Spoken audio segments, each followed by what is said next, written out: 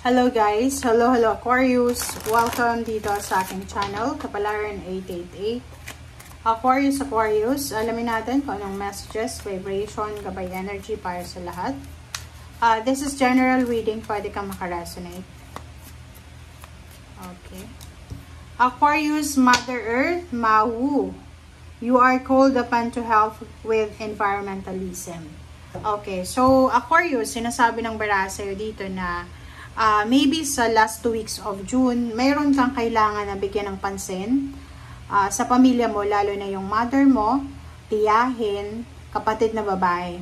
Okay, so ibig sabihin, kasi itong Mother Earth na to, it's either ano din siya, reproductive organ. So maybe meron ka, Aquarius, na kapatid na babae ka or lalaki ka, meron kang kapatid na babae or parents mo, like mother, tiyahin, lola, na meron silang pinagdadaanan na physical health problems. So maybe your kapatid is having hormonal imbalances, mayroong mga problema sa dugo, parang ganyan. So you need to be there, di ba? Yung parang maging aware ka, you need to care about your family, parang ganun. Kasi especially sa mga babae sa buhay mo, and especially ikaw, kung buntis ka ngayon, mag-iingat ka. And if you are wanting to have a baby, diba? Kailangan mong alagaan ang reproductive organ mo. Magpa-check up ka sa OB-GYN. Okay?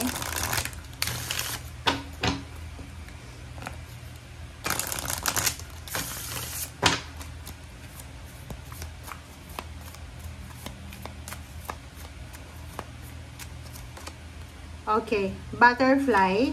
Be ready to transform with wisdom. Archangel Premier-Elect. Butterfly is transformation. So, dito sa second deck mo, second card, sinasabi na ihanda mo, Aquarius, ang sarili mo para sa pagbabago. Like butterfly. Ang butterfly kasi, tingnan mo, atong butterfly na to, bago siya nakarating dyan sa talagang butterfly, dumating siya sa pagiging larva, sa cocoon, 'di ba? And hanggang sa naging malaya na siya na lumipad, parang ganun. So ikaw, eto, siguro several years or several decades ka na stagnant, maybe nasa Pilipinas ka or nasa ibang bansa. Ang feeling mo, walang nangyayari sa buhay mo. But sa last week or maybe last 2 weeks ng June, sinasabi na ihanda mo ang sarili mo para sa pagbabago ng buhay mo. Okay? Maraming magbabago sa'yo. Maybe, pupunta ka sa ibang bansa, or maybe magbabago ka ng healthy lifestyle mo, maybe magbabago ka ng karelasyon, ng trabaho, ng lugar, or kung ano pa man. Basta ikaw lang ang makakalam yan. Alright.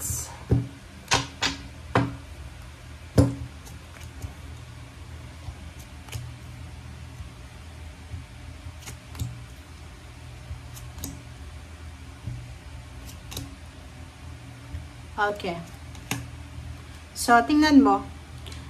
Third week, 7 of Cups, the Devil, Page of Cups, Queen of Pentacles, and 9 of Pentacles, and 4 of Swords. So, Aquarius, kung makikita mo dito, 7 of Cups, bibigyan ka ng options and choices ng ating universe. Hindi ko alam kung ano yung choices and option na yan, kasi wala namang sinasabi dito. Maybe relationship or maybe money. Yun lang, yung dalawa yung choices na pwedeng ipakita sa'yo. But 7 of Cups is maybe dalawang bansa, dalawang trabaho, dalawang relationship. It's either love or relationship or career or relocation or mag-i-stay ka, magre-renew ng contract or lilipat na or mag-i-stay. So, the Devil, nandito yung the Devil eh. Nandito yung Capricorn energy na sinasabi sa'yo na bibigyan ka ng choice and option na kailangan mong magdesisyon. But, Page of Cups, isa sa mga pwedeng makasagabal sa decision making mo ay yung relationship. Sinasabi ng bara sa'yo dito na merong Aquarius na maybe you're married, you're in a relationship, you're living with someone else, may live-in partner ka, but isang temptation, like third party, third party, ang posibleng pumasok sa buhay mo by the end of June, moving to July. So, sinasabi ng bara sa'yo dito na kailangan mo ditong maging matatag. Kailangan mong gumawa ng choice and option na talagang, yung choice and option na kailangan ng pagdesisyonan dito ay dapat matalino at hindi dahil lang sa kung ano man yan na pressure na nararamdaman mo. Okay? Yung iba naman na Aquarius, sinasabi ng barahan na posibleng ikaw ay makatanggap ng promosyon, salary increase, higher position. May isang tao na pwedeng tumulong sa'yo sa pera. And isang tao, maybe water sign, maybe water sign, Pisces, Scorpio, Cancer, Earth signs, ang possible na makatulong sa'yo para matupad yung mga pangarap mo financially. And nakikita ko sa'yo dito, ilang beses ko na itong nakita, last year ko pa itong nakita yung mga Aquarius talaga, meron nasa Pilipinas sila, is either nagtatrabaho siya sa pabrika, or nagtatrabaho siya sa opisina, or sa munisipyo, talagang gustong-gusto niyang itry yung pangingibang bansa, maging OFW, kasi parang nabibighani siya sa mga kapitbahay niya, lalo sa probinsya, mga pinsan, na nasa ibang bansa na. So, nakikita ko sir dito na gagawin mo ang lahat para matupad mo tong financial success na to, para magkaroon ka ng financial peace and harmony. Okay, tingnan natin yung fourth week.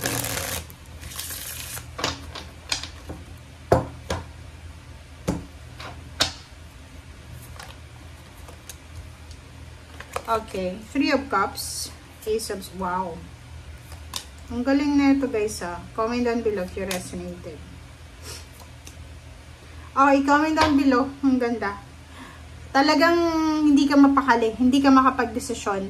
So, ito yung 3rd week and 4th week of June. Talagang hindi makakapag-desisyon to kasi ang daming choices and option. Ace of Swords yun. Isang, for example, isang okasyon ang darating. Maybe you're planning to get married by the end of the year, or maybe you're planning to have a baby, or maybe you're planning to go to abroad, parang ganun. So yun yung mga choices ng iba dito.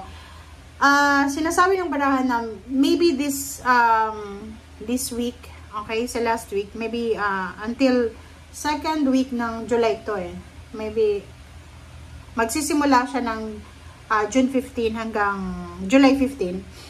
Posibleng ikaw ay may imbitahan sa isang kasal, sa isang binyag, sa isang pagtitipon na masaya.